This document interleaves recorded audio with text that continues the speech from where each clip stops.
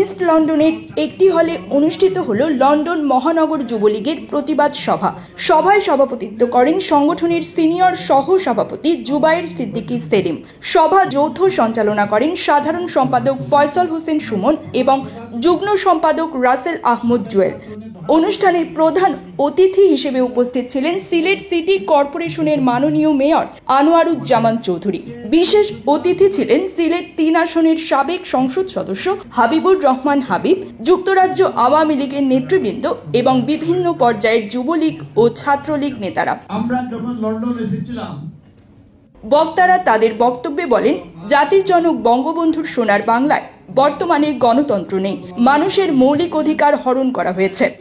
তারা অভিযোগ করেন, নির্বাচিত প্রধানমন্ত্রী শেখ হাসিনা সরকারকে ক্ষমতাচ্যুত করে মেট্রিকুলাস ডিজাইনারের মাধ্যমে স্বাধীনতা বিরোধী মৌলবাদী অপশক্তি অগণতান্ত্রিকভাবে ক্ষমতা দখল করে দেশকে ধ্বংসের পথে ঠেলে দিচ্ছে। তারা বলেন, হত্যা, মিথ্যা মামলা, নারী নির্যাতন ও মব সন্ত্রাসের মাধ্যমে জাতিকে বিভক্ত করা হচ্ছে। এই পরিস্থিতি থেকে মুক্তির জন্য মুক্তিযুদ্ধের চেতনায় বিশ্বাসী সব শক্তিকে ঐক্যবদ্ধ হওয়ার আহ্বান জানানো হয়। জানেন, এখানে লন্ডন মহানগর যুবলীগ আজকে প্রতিবাদ সভার আয়োজন করেছে যে বর্তমান যে খুনি রেজিম, আজকে বাংলাদেশে কিন্তু আগুন, সন্ত্রাস, জ্বালাও পুরাও, মানুষ হত্যা এবং সারা বাংলাদেশকে একটি দুজকে পরিণত করেছে, জাহান্নামে পরিণত করেছে। এই দেশকে বাঁচানোর জন্য, দেশ রক্ষার জন্য অবিলম্বে এই খুনি ইউনূসের পদত্যাগ দাবি করছে লন্ডন মহানগর যুবলীগের নেতৃবৃন্দ এবং সমস্ত প্রবাসীরা। আজকে আমি মনে করি যে আজকে দেখছেন সিলেট, ঢাকা বিমানবন্দর, চিটাং বিমানবন্দর, মিরপুর, মসজিদে মানুষ হত্যা, খুন, নারী নির্যাতন, নিপীড়ন। আপনার সাংবাদিক বন্ধুরা জানেন, সারা বাংলাদেশের যে অকার্যকর অবস্থা, ল অ্যান্ড অর্ডার সিচুয়েশন বলতে কিছুই নেই, চাঁদাবাজি, দুর্নীতি, স্বজনপ্রীতি এবং বিশেষ করে এবং জিয়ে থেকে আপনি দেখেছেন যে আমাদের যে মিশন ছিল, জাতিসংঘের যে মিশন ছিল সেনাবাহিনী, পুলিশের, সেখান থেকে প্রত্যাহার। এই ডক্টর ইউনূস যতদিন থাকবে দেশ জাহান্নামে পরিণত হবে।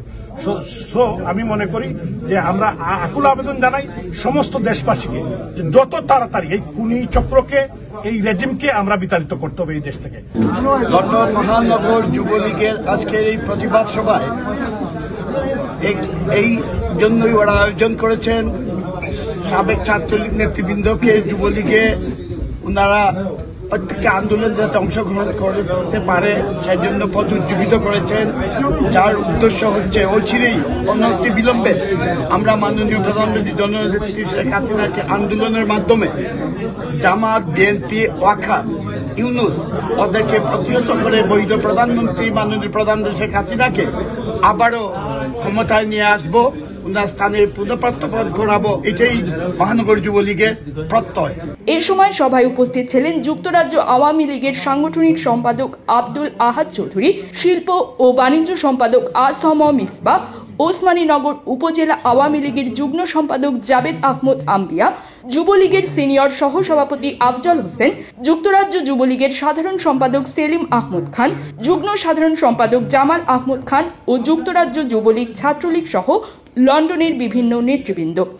তারা সবাই একমত হয়ে এই সব সন্ত্রাসী কর্মকাণ্ড থেকে জনগণকে মুক্ত করতে মুক্তিযুদ্ধের সকল শক্তিকে ঐক্যবদ্ধ হয়ে আন্দোলনের মাধ্যমে অবৈধ ডক্টর ইউনূস গংদের সরিয়ে বিচারের মুখোমুখি করতে সর্বস্তরের জনগণকে ঐক্যবদ্ধ হওয়ার আহ্বান জানান।